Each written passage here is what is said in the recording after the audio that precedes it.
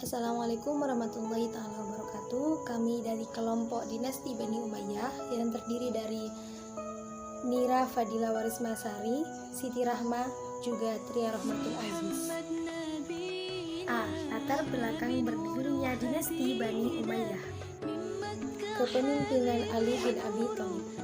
Ketika kepemimpinan dilanjutkan oleh Ali bin Abi Thalib, suasana politik semakin memanas dengan banyaknya tuntutan dan desakan kepada Ali untuk segera memproses secara hukum orang-orang yang membunuh Utsman.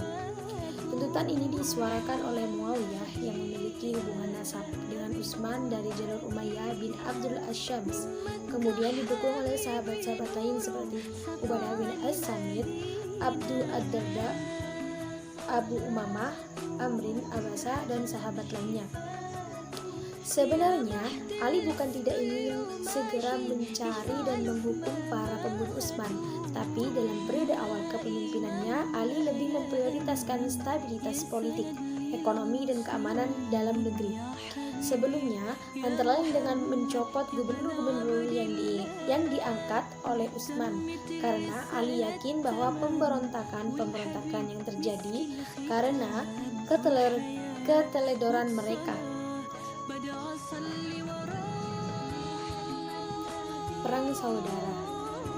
Besarnya gelombang fitnah pada masa Ali tidak urung memicu timbulnya perang saudara yang melibatkan sahabat-sahabat Nabi, bahkan ibu negara Aisyah dalam peristiwa Perang Jamal pada pertengahan tahun 36 Hijrah, disusul dengan Perang Siffin yang terjadi pada tahun 37 Hijrah dengan Muawiyah bin Abu Sufyan yang saat itu menjabat sebagai gubernur Syriah.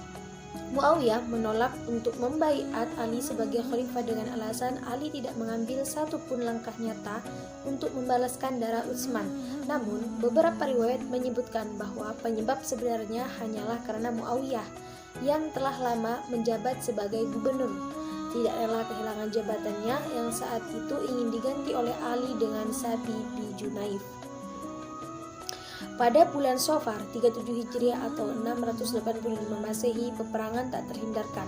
Terjadilah perang Siffin dengan kekuatan 95.000 orang di pihak Ali dan 85.000 orang di pihak Muawiyah di bawah pimpinan Malik al-Ashar.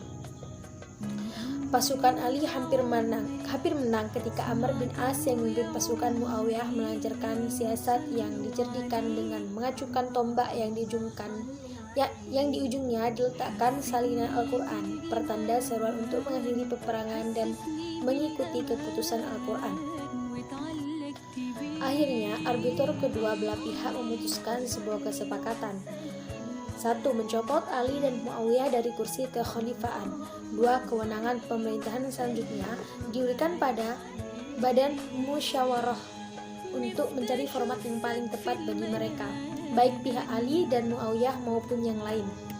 Namun, kesepakatan ini menuai kontroversi setelah kedua arbiter sepakat untuk melakukan pemimpin mereka di depan publik, dimulai oleh Abu Musa sebagai orang yang lebih tua untuk menyampaikan orasinya dengan mencopot Ali dan Muawiyah dari jabatannya.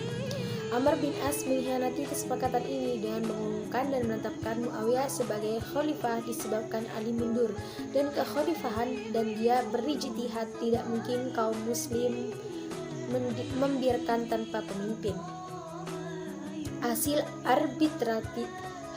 arbitrase tersebut sangat merugikan pihak Ali yang secara de jure memiliki legitimasi sebagai khalifah yang sebenarnya. Sementara Muawiyah hanya menjabat sebagai gubernur provinsi. Kerugian lain yang timbul adalah turunnya simpati sejumlah besar penduduknya dan umat Islam terpecah menjadi 3 kekuatan politik, Khawarij, Murjiah, dan Syiah. Konflik dan pemberontakan semakin gencar hingga Ali harus syahid pada tahun 40 Hijrah dibunuh oleh kaum Khawarij. Pasca wafatnya Ali, terjadi dualisme kepemimpinan di kalangan umat Islam. Para penduduk di wilayah Irak mengangkat Hasan bin Ali sebagai penerus Ali, sementara Muawiyah dinobatkan sebagai khalifah di wilayah Syriah. Hingga pada tahun 41 Hijriah, Hasan menyerahkan kekuasaan kepada Muawiyah secara bersyarat. Maka resmilah Muawiyah menjadi pemimpin tunggal umat Islam yang kemudian tahun ini dikenal sebagai Am Jamaah. Penyerahan kekuasaan dari Hasan ke Muawiyah ini menjadi tonggak formal berdirinya dinasti Umayyah di bawah kepemimpinan Muawiyah bin Abu Sufyan. B. Sistem pergantian kepala negara dinasti Umayyah. Pertama, berakhirnya pemerintahan Khalifah. Dengan meninggalnya Khalifah Ali, maka bentuk pemerintahan kekhalifahan telah berakhir dan dilanjutkan dengan pemerintahan kerajaan dinasti, yakni kerajaan Bani Umayyah. Dinasti Umayyah, Daulah Bani Umayyah didirikan oleh Muawiyah bin Abu Sufyan. Muawiyah dapat menduduki kursi kekuasaan dengan berbagai cara, siasat, politik, dan tipu muslihat yang licik, bukan atas pilihan kaum muslimin sebagaimana dilakukan oleh para khalifah sebelumnya. Dengan demikian, berdirinya kerajaan Bani Umayyah bukan berdasar pada musyawarah atau demokrasi. Jabatan raja menjadi turun-temurun dan daulah Islam berubah sifatnya menjadi daulah yang bersifat kerajaan atau monarki. Muawiyah tidak mentaati isi perjanjian yang telah dilakukan dengan Hasan bin Ali ketika ia naik tahta, yang menyebutkan bahwa persoalan pergantian pemimpin setelah Muawiyah akan diserahkan kepada pemilihan umat Islam. Hal ini terjadi ketika Muawiyah mewajibkan seluruh rakyatnya untuk menyatakan setia terhadap anaknya. Dimulainya seksi kepemimpinan turun-temurun. Sejak saat itu, seksi kepemimpinan secara turun-temurun dimulai. Al-Mandudi, dinasti Umayyah berkuasa hampir 1 abad, tepatnya selama 90 tahun dengan 14 khalifah. Banyak kemajuan perkembangan dengan perluasan daerah yang dicapai oleh kepemimpinan Muawiyah bin Abi Sufyan dan diakhiri oleh kepemimpinan Marwan bin Muhammad. Baik, bismillahirrahmanirrahim. Perkenalkan, nama saya Tria Rahmatul Aziz, NIM 204200107. Di sini saya akan melanjutkan presentasi dari teman saya Mbak Siti Rahma mengenai Khalifah Bani Umayyah.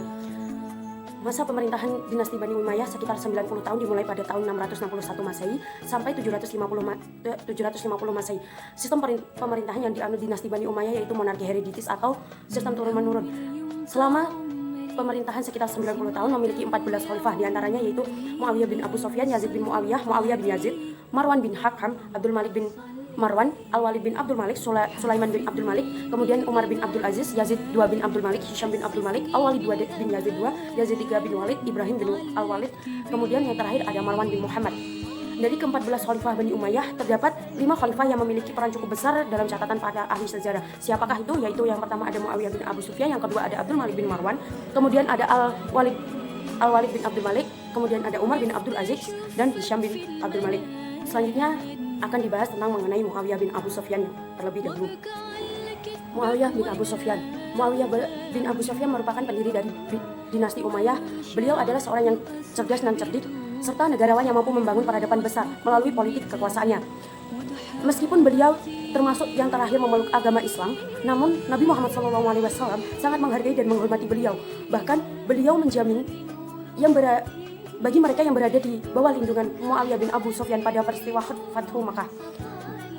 Muawiyah bin Abu Sufyan dipercaya sebagai sekretaris Nabi Muhammad SAW dalam penulisan wahyu Al-Quran. Sejak Muawiyah bin Abu Sufyan menjabat sebagai khalifah dinasti Umayyah, permasalahan negara yang menjadi stabil, keamanan dalam negeri yang terkendali, kemudian ekspansi wilayah yang sempat berhenti dilanjutkan kembali. Salah satu ekspansi yang paling terbesar yaitu penaklukan Afrika Utara keseluruhan. Kemudian beliau berhasil melebarkan ekspansinya ke arah timur hingga Khorasan, Sijistan, dan negeri-negeri seberang Sungai Jaihun. Beliau memerintah selama 20 tahun sebagai khalifah, kemudian wafat pada bulan Rajab tahun 60 Hijriah atau 679 Masehi di usia 77 tahun. Yang kedua yaitu ada Abdul Malik bin Marwan. Abdul Malik bin Marwan adalah khalifah kelima dinasti Umayyah yang memimpin pada tahun 685 sampai 705 Masehi, yang mengawali kepemimpinan Bani Umayyah dari garis keturunan Marwan. Beliau dikenal sebagai sosok yang zuhud, fikih, dan dianggap sebagai ulama di Madinah, dan memulai karir politiknya sebagai pemimpin pada usia 16 tahun sebagai gubernur di Madinah, dan dinobatkan sebagai khalifah pada usia 39 tahun pada tahun 685 Masehi. 10 tahun pertama pemerintahan beliau dihadapkan oleh beberapa hambatan karena bangsa Arab terpecah menjadi beberapa kelompok dikarenakan fanatisme masing-masing, sehingga terjadi pemberontakan di mana-mana. Sehingga Beliau bekerja keras untuk memadamkan api pemberontakan yang dianggap mengganggu stabilitas politik kekuasaannya. Selain itu, beliau juga mampu menentukan kekuasaan Abdullah bin Zubair yang menyandang gelar sebagai khalifah di Hijaz selama 9 tahun. Kemudian, beliau juga memadamkan pemberontakan di Basrah dan Kufah, serta seluruh wilayah kekuasaannya yang luas meliputi Irak dan Persia. Selain berhasil menciptakan stabilitas ekonomi, beliau juga melakukan hal yang sama seperti khalifah-khalifah terdahulu, yaitu melakukan ekspansi wilayah kekuasaan dengan menyerang Romawi untuk merebut Asia Kecil dan Armenia. Beliau juga mewariskan hasanah peradaban dan kemajuan Islam dengan membentuk mahkamah tinggi untuk mengadili para pejabat yang melakukan tindak semena-mena dan menyeleweng dari agama. Kemudian mengganti bahasa resmi menjadi dengan bahasa Arab, kemudian membangun pabrik senjata dan kapal perang, dan memperluas Masjidil Haram dan membangun kembali Masjidil Aqsa. Selain itu, beliau juga termasuk dalam khalifah yang pertama kali membuat mata uang sendiri. Beliau di tengah puncak keberhasilannya, beliau wafat pada tahun 86 Hijriah dalam usia 60 tahun, kemudian mewariskan kepada anaknya bernama Al-Walid. Baik, yang ketiga ada Al-Walid bin Abdul Malik. Al-Walid merupakan putra dari Abdul Malik bin Marwan, yaitu putra dari khalifah kelima. Kemudian beliau diangkat sebagai khalifah ke-6 menggantikan ayahnya pada tahun 86 Hijriah. Masa pemerintahan Al-Walid menjadi zaman keemasan dinasti Umayyah dikarenakan umat Islam pada saat itu memperoleh ketentraman, kemakmuran dan ketertiban, dan tidak ada pemberontakan sama sekali pada masa pemerintahannya. Al-Walid meneruskan pemerintahan efektif yang ditinggalkan ayahnya, yaitu mengembangkan sistem kesejahteraan bagi rakyatnya dengan memberikan pendidikan, memberikan jaminan kehidupan dan kesehatan bagi anak yatim dan penderita cacat, kemudian memperbaiki infrastruktur dan fasilitas umum dan gedung-gedung, serta merenovasi Masjid Nabawi. Selain itu, beliau juga melakukan ekspansi wilayah sehingga dapat menaklukkan Uzbekistan, Sind, Punjab, Khawarizm, Samarkand, Kabul, Tus dan tempat-tempat lain, termasuk menaklukkan Spanyol yang melegenda di bawah komando Tariq bin Ziyad. Khalifah Umar bin Abdul Aziz. Umar bin Abdul Aziz dikenal sebagai Umar II. Beliau dianggap sebagai Khulafaur Rasyidin yang kelima, bahkan ada yang menyebutnya sebagai Khalifah As-Soleh. Beliau dibaiat menjadi khalifah pada usia 36 tahun. Beliau adalah seorang yang pemimpin yang sederhana, adil, jujur, dan bijaksana. Para pejabat yang terindikasi melakukan korupsi dilengsarkan tanpa terkecuali. Ia banyak merubah kebijakan dan mereformasi total pemerintahannya. Di bidang fiskal, beliau memangkas pajak dari orang Nasrani dan orang Mu'alaf. Kebijakan ini mendongkrak simpati dari kalangan non-muslim untuk berbondong-bondong masuk Islam. Kemudian, pada masa pemerintahannya, beliau fokus dalam pembenahan kondisi dalam negeri dengan mengembangkan sektor pertanian, memperbaiki berbagai fasilitas, dan penyediaan pengobatan gratis bagi masyarakat yang sakit. Beliau berhasil meredam pemberontakan kaum Khawarij dan Syiah yang bahkan bisa dibilang mustahil untuk tercapai. Dalam bidang ekonomi, beliau mendorong rakyatnya untuk memiliki semangat wirausaha. Dalam masa pemerintahannya yang singkat, yaitu hanya sekitar 2 tahun 5 bulan, beliau wafat dalam keadaan tragis. Menurut beberapa riwayat, beliau diracun oleh pembantunya sendiri. Namun, Umar bin Abdul Aziz sendiri berhasil mewujudkan kesejahteraan keadilan sosial bagi umat dan bangsanya. Kemudian yang terakhir yaitu Hisham bin Abdul Malik. Masa keemasan dinasti Umayyah berakhir pada masa pemerintahan Hisham bin Abdul Malik yang memerintah pada tahun 724 sampai 743 Masehi. Beliau merupakan anak keempat dari Abdul Malik. Pada masa pemerintahan beliau yang cukup panjang, sekitar 20 tahun, beliau berhasil memadamkan kemalut internasional. Beliau juga memperluas wilayahnya ke luar. Beliau juga banyak melakukan perbaikan di dalam negeri. Salah satunya yaitu membangun kota Rokshaha, serta membereskan tata administrasi, dan beliau juga melakukan perluasan wilayah kekuasaan hingga ke Eropa dan Romawi. Beliau wafat pada usia 55 tahun pada tahun 125 Hijriah atau 742 Masehi. Bab yang keempat yaitu politik ekspansi Muawiyah dalam mempertahankan wilayah kekuasaan. Pemerintahan Bani Umayyah adalah pemerintahan yang memiliki wibawa besar, meliputi wilayah yang luas, mulai dari negeri Sind dan berakhir di negeri Spanyol.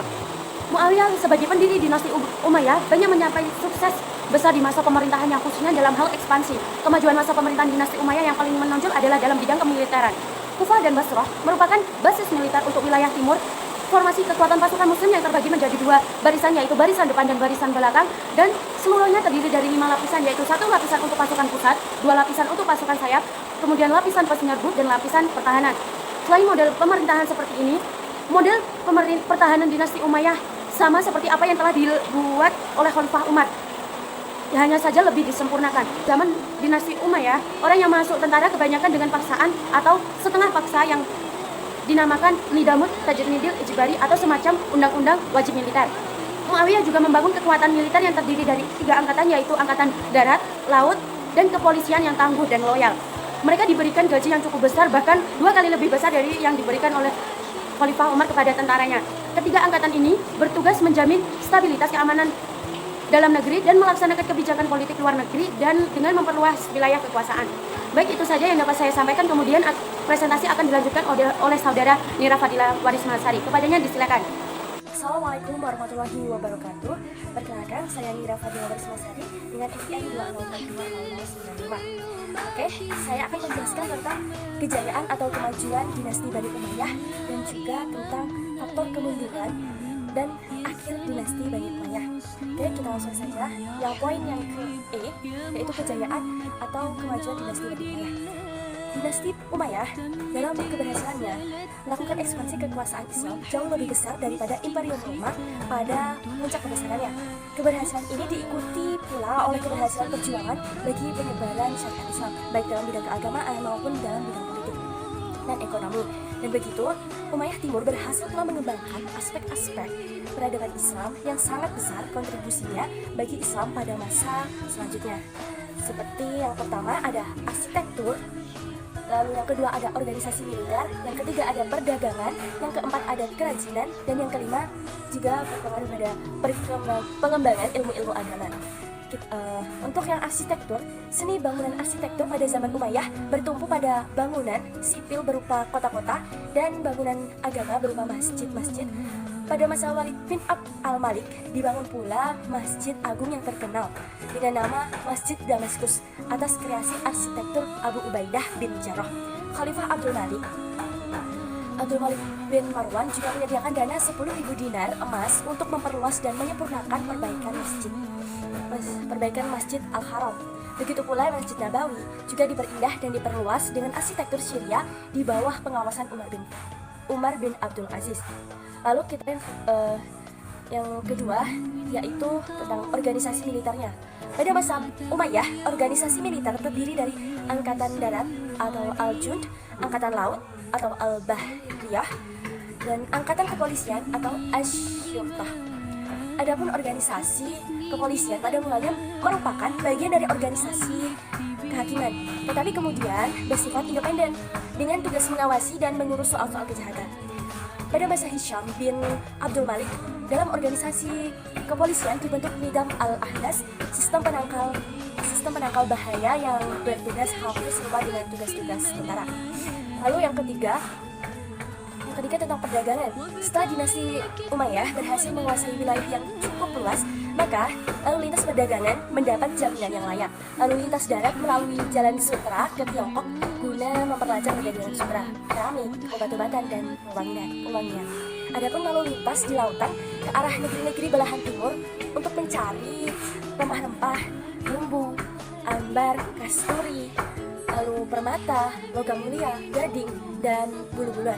Keadaan demikian membawa ibu kota Basrah di Teluk Persia menjadi pelabuhan dagang yang teramat ramai dan makmur. Begitu pula kota Aden. Dari kedua kota pelabuhan itu, iring-iringan kafilah dagang hampir tak pernah putus menuju Syam dan ke Mesir. Lalu yang keempat ada kerajinan. Pada masa Khalifah Abdul Malik mulai dirintis pembuatan tiras atau semacam bordiran, yakni cap resmi yang dicetak pada pakaian khalifah dan para pembesar pemerintah. Di bidang seni lukis, sejak Khalifah Muawiyah sudah mendapat perhatian masyarakat. Seni lukis tersebut selain terdapat di masjid-masjid juga tumbuh di luar masjid. Adanya lukisan di Istana Bani Umayyah merupakan langkah baru yang muncul di kalangan bangsawan Arab. Sebuah lukisan yang pertama kali ditorehkan oleh Khalifah Walid I adalah diadopsi cara Islam sehingga menarik perhatian para penulis Eropa. Kemudian yang kelima ada pengembangan ilmu-ilmu agama, yang merupakan salah satu peninggalan kejayaan atau kemajuan dinasti Bani Umayyah ini.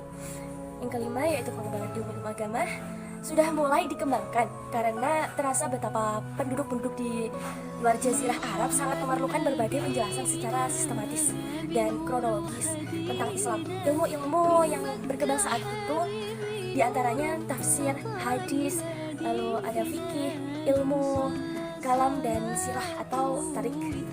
Lalu yang poin pembahasan kita yang terakhir yaitu tentang faktor kemunduran dan akhir dinasti Bani Umayyah. Ada beberapa faktor yang menyebabkan dinasti Bani Umayyah lemah dan membawanya kepada kehancuran. Antara lain adalah yang pertama, ada sistem pergantian khalifah yang sebelumnya menggunakan asas dan sistem musyawarah diganti menjadi sistem monarki atau kerajaan, membuat persaingan tidak sehat dalam memperebutkan tampuk kepemimpinan. Lalu faktor yang kedua yaitu latar belakang terbentuknya dinasti Bani Umayyah yang tidak terlepas dari konflik-konflik pada masa Ali, menimbulkan oposisi dari golongan Syiah dan Khawarij yang terus-menerus mendorong kekuasaan Bani Umayyah. Lalu faktor yang ketiga, lemahnya pemerintah Bani Umayyah disebabkan oleh sikap hidup mewah di lingkungan istana. Setelah kekhalifahan Hisham yang mencapai puncak kesuksesan khilaf Bani Umayyah, khalifah penerusnya adalah penguasa yang bermoral buruk, suka berfoya-foya, mabuk-mabukan, perempuan dan nyanyiannya yang menyebabkan kelumpuhan dinasti Bani Umayyah ini. Lalu yang keempat, adanya pertentangan etnis antara suku Arabia Utara atau Bani Qais dan Arabia Selatan atau Bani Kalb yang sudah ada sejak zaman sebelum Islam semakin meruncing. Sebagian besar golongan Mawali atau non-Arab terutama di Irak tidak setuju dengan status Mawali yang menggambarkan suatu inferioritas. Perselisihan ini mendahului kejatuhan dinasti ini dan dampaknya mulai dirasakan pada tahun-tahun berikutnya di berbagai tempat yang berbeda. Lalu yang terakhir, faktor kemunduran dinasti Umayyah ini yaitu munculnya gerakan oposisi baru yang dipelopori oleh Abbas bin Abdul Muthalib yang mendapat dukungan penuh dari Bani Hashim, Syiah dan Mawali yang merasa dikelas-duakan oleh pemerintah Bani Umayyah yang kemudian menjadi cikal bakal terbentuknya peradaban baru atau dinasti Abbasiyah. Akhirnya pada tahun 750 Masehi, dinasti Bani Umayyah digulingkan oleh Bani Abbasiyah, oleh Bani Abbas yang telah menyusun kekuatan baru. Marwan bin Muhammad Khalifah